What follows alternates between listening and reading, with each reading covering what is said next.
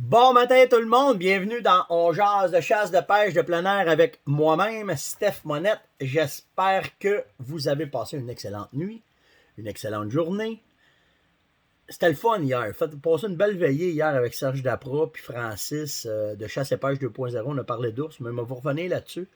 Plein d'actualités à matin à vous parler. Des affaires le fun. Bon, vous faire saigner du nez matin. Parce que moi, j'ai saigné du nez avec ma blonde. On a une petite destination de couple. Mais en fin de compte, on est arrivé à la même conclusion. Fait que j'ai hâte de voir si vous autres allez avoir la même conclusion que nous autres. Tout ça, là, on jase. Alors, ce matin, on va commencer avec la météo. Et je maintiens et je m'assume ce matin en vous disant que Mère Nature est vraiment dans son retour d'âge. Moins 21 le matin. Fou. Le vent est ouest-nord-ouest, 14 km/h.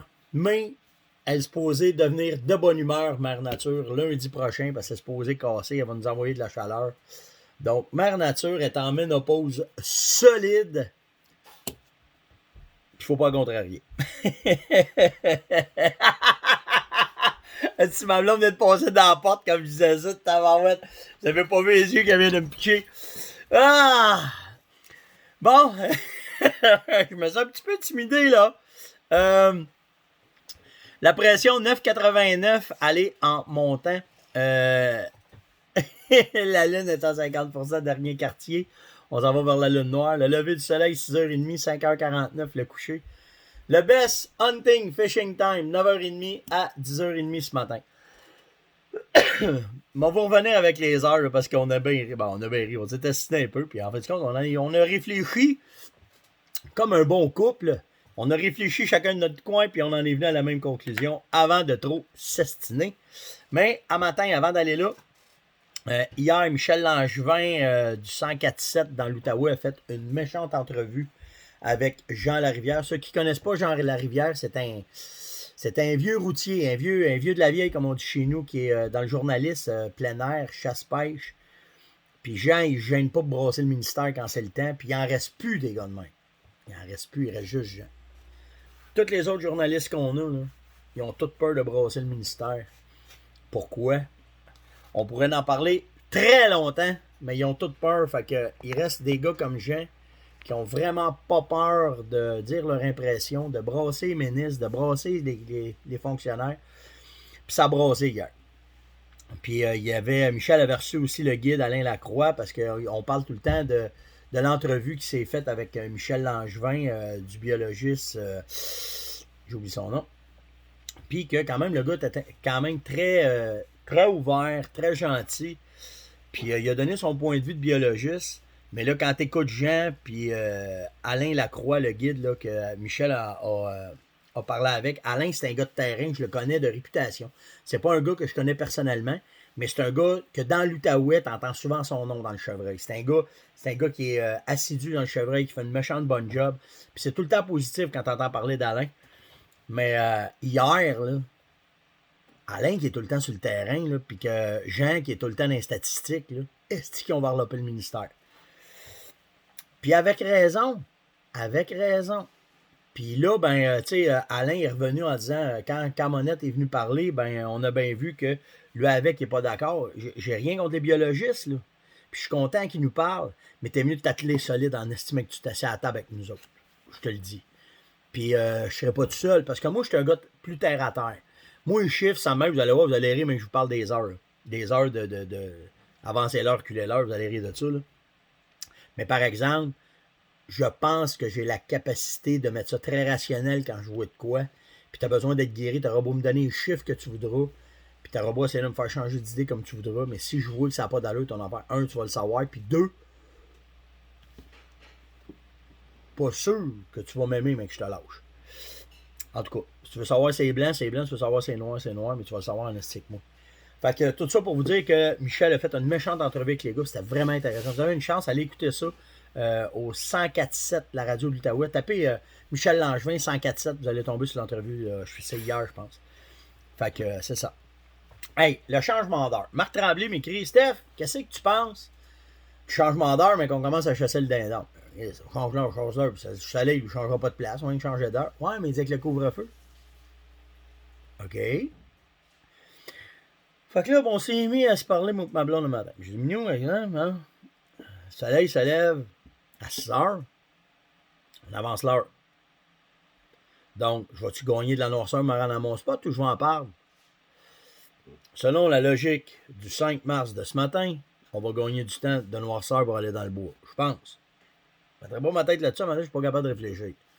Fait que là, ben, à la gang qu'on est, on devrait être capable de réfléchir ensemble. Fait que dites-moi donc, comment est-ce que vous voyez ça? On va-tu gagner du temps de noirceur? Parce que si tu rentres dans le bois, le couvre-feu est à 5 heures le matin. Fait que tu peux pas mettre les pieds en dehors de la maison avant 5 heures le matin. Fait que s'il faut que tu te rendes à ton spot, tu montes dans le bois, t'as été caché, t'as été installé avec les dindons débarquent des arbres. On va être correct si on avance dans une heure? Moi, je pense que oui. Vous autres, pensez-vous que non? On dort là-dessus, on s'en reparle demain matin. Je vous laisse réfléchir à ça. Mais Marc, en matin, t'as posé pour me faire dormir sur le divan soir. Fait que je voulais juste te dire ça. Ouais, ma blonde a dit la journée n'est pas finie. Fait qu'il y a des bonnes chances que je vais dormir peut-être sur le divan si je lâche pas main nature. Ah, c'est bon. Les claques de béton, puis ouais, là, puis le saut que j'y ai fait faire hier, j'étais faim en esti hier. J'ai fait à souper, puis à l'aluminium, puis fin. Passer à la balayeuse, c'est ça. J'ai eu une petite place dans le lit, une petite place au chaud hier. Après ça, Sylvain Bichard m'a envoyé c'est juste un petit reminder que je vais vous faire, puis je trouvais ça intéressant. Un petit aide-mémoire. Vérifiez vos cartes de PPA, possession, acquisition d'armes à feu. S'ils sont échus, 4 mois d'attente pour les avoir. Fait que mars, avril, mai, juin, juillet. Ça vous donne plus grand temps. Fait que vérifiez vos dates de possession et acquisition. Si vos dates sont faites vos demandes tout de suite, ça presse. Pour être certain que vous allez être correct. Soit vous achetez des munitions, soit pour aller à la chasse avec vos armes. Sans ça, vous allez être pogné pour y aller à l'arc. Hier, je vais parler de ça avant. Nathalie Bédard. Bonne fête, Nat. Bonne fête, c'est ton chum Sylvain qui m'a dit, qui m'a envoyé ça. Nouvelle chasseuse, si je ne me trompe pas, ou elle écoute plus on jase, ou en tout cas, peu importe, passe une super journée pour ton anniversaire. C'est de la gang, de moi-même et de toute ma gang qu'on te souhaite une maudite belle journée, puis une belle journée d'anniversaire, Nathalie. Après ça, hier, tu sais, quand je vous parle des nouveautés qui commencent à rentrer, ben la raison est simple, c'est que c'est à cet incite que ça se fait d'habitude. Parce que normalement, on est allé aussitôt que Noël est passé, on prend l'avion, on s'en va au OTA. C'est le Archery Trading Association Show. Ça, c'est tous les gogos qui sortent à ce show-là. C'est les gars d'arc. Fait que tout le stock d'arc sort dans ce temps-là, les nouveautés, les télescopes, name it, là, tout sort là. Mais là, avec le COVID, pas de show. Puis après ça, on s'en va au SHOT Show. Là, c'est le show des shows, le méga show, où est-ce que tout est là, puis tout le monde est là, puis toutes les vedettes sont là, puis toutes les nouveautés sont là, puis tout est lancé dans ces affaires-là. Il n'y a pas cette année. Fait que là, ben, les compagnies, ce qu'ils font, c'est qu'ils se font des meetings avec leurs représentants, puis ils se font des shows à l'intérieur de leur compagnie pour lancer, puis pour pomper à la gang, puis pour pouvoir présenter les nouveautés, puis qu'est-ce qui va arriver. Naturellement, il y a quelques compagnies que je travaille avec eux autres, puis je vais vous en parler des nouveautés qui vont arriver, dont une que je suis très content de vous dire, parce que des fois, avec les contacts qu'on a, on réussit à avoir des affaires qu'on n'est pas tout le temps capable d'avoir au Québec, puis il m'avait dit, il ne faudrait pas t'en parler trop, parce qu'on n'en aura pas encore. Puis là, ben, cette année, ça rentre là. Regardez bien ça. Bonne journée. Bonne journée, madame. Passez une excellente journée. Merci. On se voit ce soir. Sois prudente sur la route, OK? Les chevreuils sont en train de sortir, nous. OK. Je veux vous parler, j'en ai déjà parlé, de ma S20. OK? La S20 a rentré au Québec l'année passée. Et c'est une carabine que j'ai vraiment hâte de chasser avec, pour avoir tiré avec. Je l'adore. J'adore comment est-ce que la morphologie de la carabine, comment est-ce qu'elle rentre, les ajustements, tout ce qu'il donne avec. J'adore cette carabine-là. Mais une affaire qui n'était pas disponible au Québec, puis que là, ça rentre, c'est que vous pouvez avoir le fini de votre canon. Ça, attendez là. OK. Le fini du canon. OK? En Cerakote. Ça veut dire qu'ils prennent le canon, ils mettent une peinture dessus, puis cette peinture-là, elle est chauffée, et à partir de là, votre arme ne rouillera plus. Terminé. La majorité des guns que j'ai, moi, maintenant, sont toutes Cerakote. J'aime mieux payer un petit peu plus pour avoir cette garantie-là quand tu as une arme de cette qualité-là, puis que tu veux vraiment, vraiment que ça aille bien, ben tu prends Cerakote. Ne niaise pas avec ça. Fait que vous allez les voir rentrer. Il y en a qui vont être pas de Cerakote, il y en a qui vont être Cerakote, mais si vous avez la chance, ou vous avez les. C'est sûr qu'il va y avoir une différence d'argent, ça c'est sûr et certain.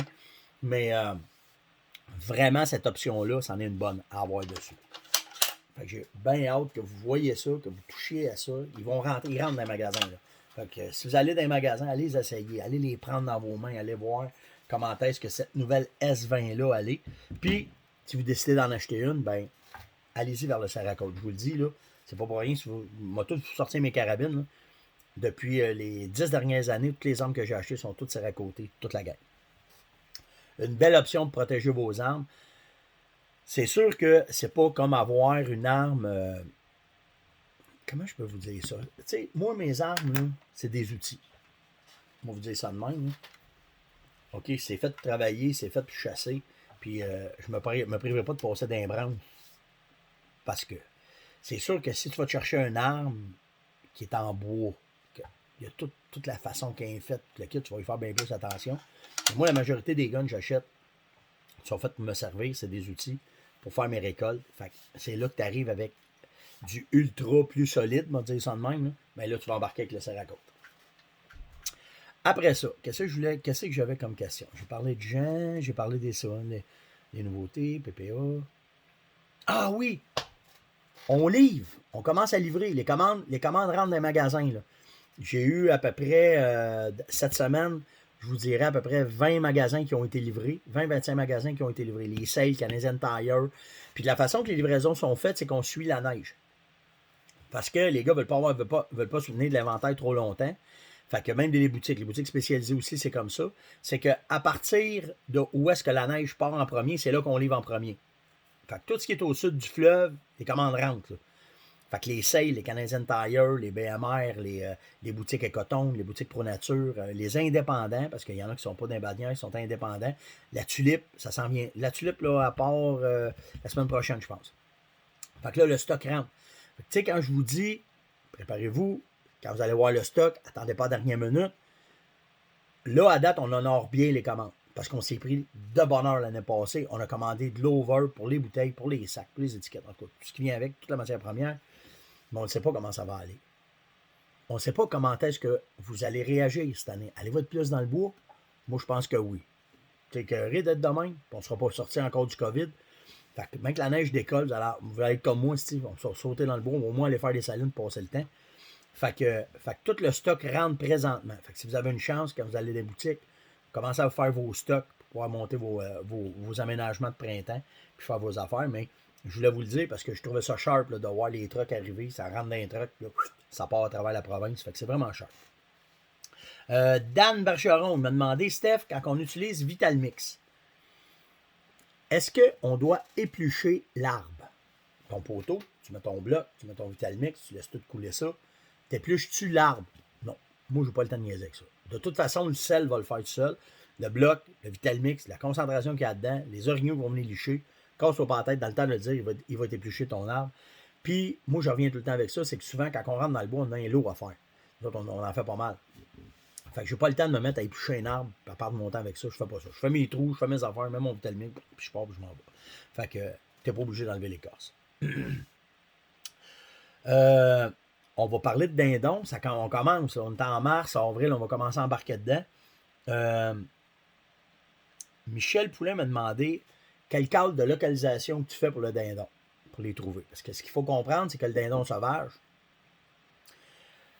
c'est une question de prospection pour pouvoir réussir votre chasse. Tu t'en vas pas t'installer dans un champ en espérant que les dindons vont être là. Souvent, les dindons vont être là.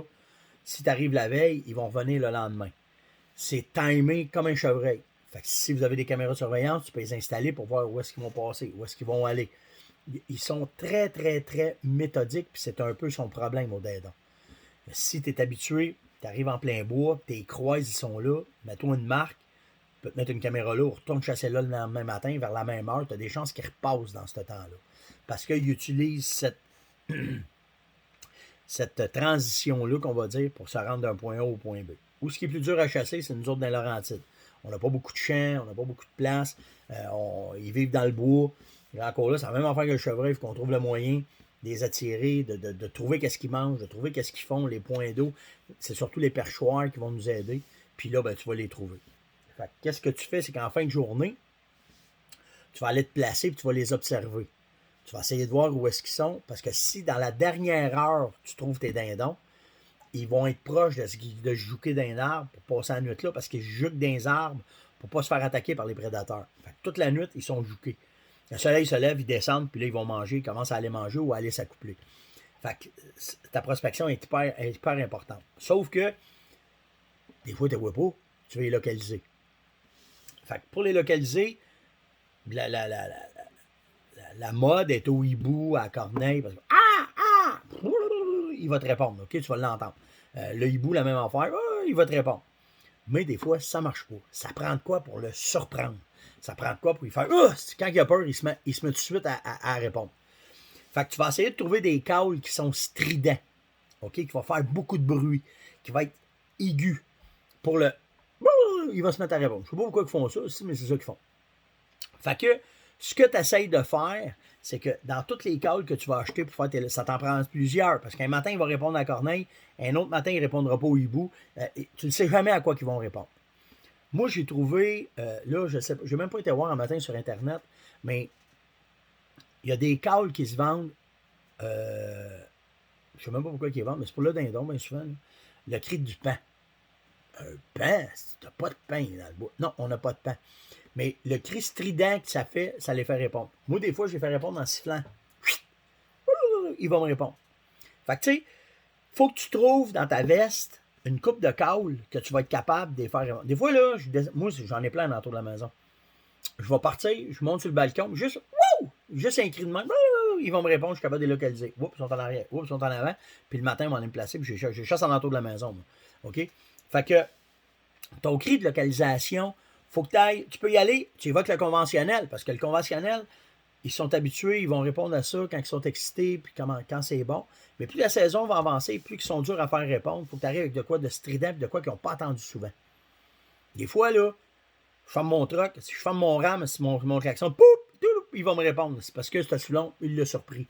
Fait qu'il faut que tu trouves un moyen de les surprendre quand tu vas être à la chasse, puis que quand tu vas avoir essayé, mettons là, tu rentres, là, tu fais un cri de localisation le matin. Tu vas essayer de savoir où ils sont dans les arbres, tu es à une heure avant que le soleil se lève, puis là, tu te dis, ils sont rendus où? Où est-ce qu'ils sont juqués hier? T'sais? Fait que là, tu lâches un cri de corneille, il répond pas. Tu attends un peu, un cri d'hibou, il répond pas. Je sors mon cri de pain de suite. Pouh! Est-ce que j'y lâche pas? Ça le surprend, hop, ils sont là le matin. Là, je pars, je vais aller me placer à 200-250 mètres de l'arbre où est-ce que je les ai entendus. Je vais me cacher à terre, mettre mes décoils. Il fait noir, il ne me voit pas. Les frontales, là, c'est là que tu vas travailler avec cette lumière-là. Tu ne travailleras pas avec. Attends une seconde, je sais pas, je n'ai pas préparé ma lumière, je n'ai pas pensé à ça. Là. Mais. C'est que je viens de la. Attends une seconde. Je vais vous montrer de quoi. Là. Parce qu'à 4 h du matin, 3 h du matin, là, c'est cette lumière-là que tu vas utiliser. Moins flash, moins ici quand tu vas installer, mais si tu peux, tu n'en mets pas pantoute. S'ils sont habitués, ils ont de la pression, le moins possible. Mais ça, c'est idéal parce que c'est pas une lumière qui est flash, puis ils font pas, qu'est-ce que c'est ça? Fait que tu vas essayer d'avoir le moins possible de lumière blanche quand ça va être le temps de chasser le dindon. Non, ça ne veut pas se fermer, c'est bon, ok. Fait que tu vas travailler avec ça. Fait que tu sais, tu arrives, tu mets tes décoils, t'es proche, là, t'attends. Souvent, ce qu'on va faire pour les provoquer, pour essayer de les faire descendre, tu vas faire, moi, je me garde des ailes, une aile de dindon que j'ai tué l'année d'avant, puis comme quand ils décollent et qu'ils descendent des arbres. Il y en a un qui est descendu, ils vont descendre, ils vont venir voir. Faut pas oublier qu'ils sont en période d'accouplement, puis souvent, c'est ça. C'est sûr que ça serait plus le fun, ça serait plus de bonheur. Ils ont commencé à se trotter là, déjà. Puis surtout là, la semaine prochaine, ils ont commencé à faire chaud. Ils vont être sans neige, ils vont se trotter, ça va être fou. Mais c'est un peu ça. Tu vas essayer de les provoquer de cette façon-là. Après ça, j'ai Jonathan Lalonde qui m'a demandé sa vision. J'en ai parlé de la vision, comment est-ce que c'est. Mais il me demande si c'est important d'avoir un 12 camo. Oui. Oui. Parce qu'il faut que ton fusil. OK? Il faut que ton fusil n'ait pas de reflet. Faut pas que ton gun. Là, j'aurais dû emmener un fusil là, qui est. Parce que mon serre à côte, il n'y a pas de reflet non plus. Là, mais tu vas. tu vas essayer d'avoir un arme qui n'a pas de reflet. Le camo plus ou moins important, que ce soit un camo de feuille, un camo de un Real Tree, celui-là c'est un Max. Là. Un Max, je pense que c'est un Max 5. C'est ça? Je me souviens pas. Là. En tout cas, c'est un Beretta, c'est bien marqué. Mais... En tout cas. Mais tu sais, moi, c'est un camo d'un jaune pour faire du migrateur. Là. Mais ce qui est important, c'est pas, faut pas que ça reluise. Parce que si ça reluit, puis un mouvement, ils vont voir tout de suite, ils vont vous regarder, puis là, tu es dans la boîte, tu seras pas capable de rien faire.